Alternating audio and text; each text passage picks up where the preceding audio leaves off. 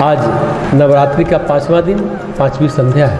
हम लोग इस नवरात्रि में चर्चा कर रहे हैं भगवान राम के 14 भवन के।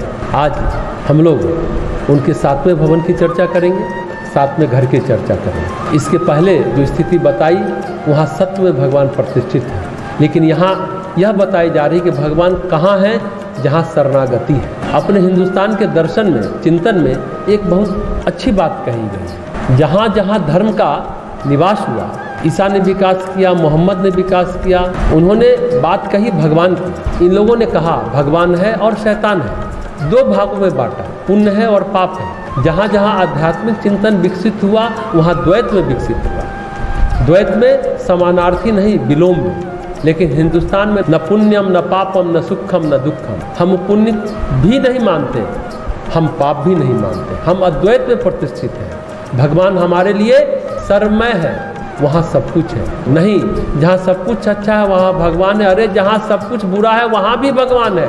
श्री अरविंद बहुत महत्वपूर्ण बात कहते हैं, राम और रावण दोनों विष्णु के रूप है। एक में उनका उजला स्वरूप प्रकट है, एक में काला स्वरूप प्रकट है। काला रावण भी विष्णु है और राम भी विष्णु है। ऐसा कुछ नहीं जहाँ भगवान नहीं है। सृष्टि में सभी जगह है। क्या रावण में भगवान नहीं है? रावण में भी भगवान है। वहाँ उनका प्रकटीकरण में तमस का आवरण है और राम में सत्व का आवरण पड़ा है, लेकिन वहाँ पर भी भगवान है। इसलिए गोस्वामी जी कहते हैं जो भक्त होता है सब में भगवान को निहारना सीख जाता है, अनुभव करना सीख जाता है। जहाँ रावण है वहाँ पर भी भगवान को देखना सीख जाता है। राम में तो देख ही लेता है, रावण में भी देख लेता है, अच्छे में तो देख ही लेता है, बुरे में भी देख लेता है। जो ऐसा होता है यानी वह अजात शत्रु है, कोई शत्रु ही नहीं जन्मा उसका। जागत स्वत शरण तुम्हारी, हमेशा आपके शरण में रहता है। जो भी हाथ उठेगा, कोप के लिए उठे या कृपा के लिए उठे, वो केवल परमेश्वर का हाथ होगा। टेहरी गढ़वाल में स्वामी राम तीर्थ के साथ एक घटना घटी। एक शेर आ रहा था, दहाड़ता हुआ शेर। एक साधु वहाँ पर तप कर रहे थे। शेर को छलांग लगाते देखा तो साधु हंसे।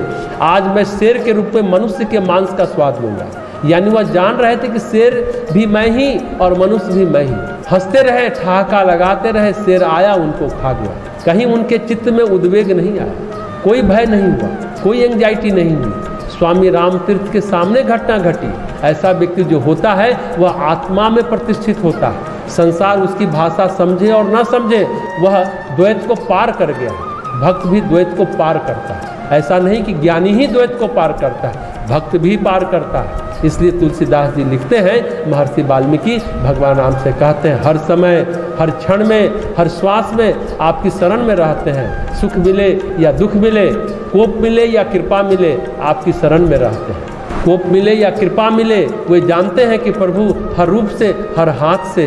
जब एक संकल्प कर लिया कि प्रभु के पास जाना है, हर घटनाक्रम में प्रभु अपने पास ही लाएंगे भक्त को। बस केवल संकल्प मजबूत होना चाहिए, भाव मजबूत होना चाहिए, समर्पण मजबूत होना चाहिए कि हमें भगवान के पास जाना है। चाहे घटना कोई भी घटे, वो मृत्यु हो या जीवन हो, वो दुर्गति हो या सद्गति हो, वो पीड़ा हो या प्रसन्नता हो, हर घटनाक्रम जो घटित होगा वो भक्त को भगवान के समीप ही लाएगा। इसलिए जो इस रूप में भगवान को पहचान जाते हैं वे जानते हैं कि परमेश्वर का हर विधान मंगलमय होगा। जन्म भी मंगलमय है तो मरण भी मंगलमय है, सुख भी मंगलमय है तो दुख भी मंगलमय है। ये अद्वैत की बात है, वही आनंददायक बात है। सब समय, हर क्षण, हर पल प्रभु की शरण में है। सुख दुख, निंदा प्रशंसा सभी चीज समान है। हमेशा अनन्य भाव से रहते हैं। जो कुछ भी मिलेगा भगवान से मिलेगा, नहीं मिलेगा तो नहीं मिलेगा। भगवान के अलावा न किसी से कोई आशा है, न अपेक्षा, न गति, न गंतव्य। वो गति भी है और गंतव्य भी है, साधन भी है और सिद्धि भी है। जहाँ ऐसा भाव है, वाल्मीकि जी कहते हैं हे प्रभु आप वहाँ पर निवास करें, हे राम आप उसे अपना भवन मानो। तो अब 7वें घर के बाद 8वें घर की चर्चा आज करते हैं।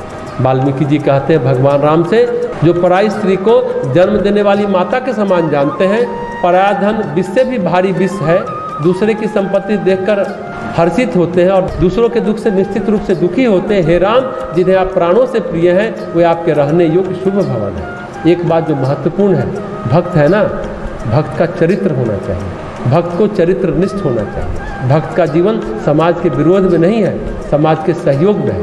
भक्त वो है जो समाज को भी भगवान का रूप मानता है, समाज के प्रति आदर रखता है, समाज के प्रति कर्तव्य निर्वहन करता है, पर समाज से कुछ लेता नहीं है, देता ही रहता है।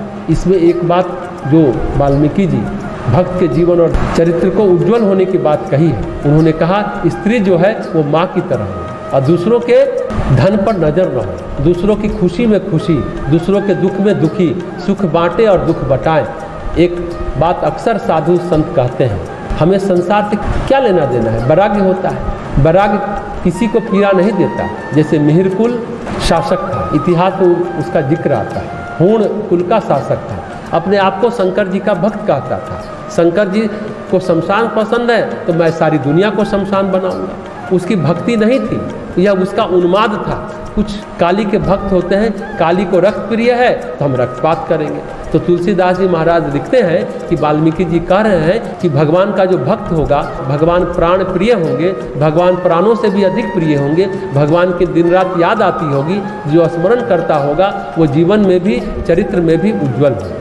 उसके अंदर संवेदनशीलता होगी। जो चरित्रवान है, चरित्रनिष्ठ है और संवेदनशील है, जिसको दूसरों के सुख से ईर्ष्या नहीं होती, हर्ष होता है, दूसरों के दुख से खुश नहीं होता, दुखी होता है, सेवा करना चाहता है, उनके दुख को बांटना चाहता है।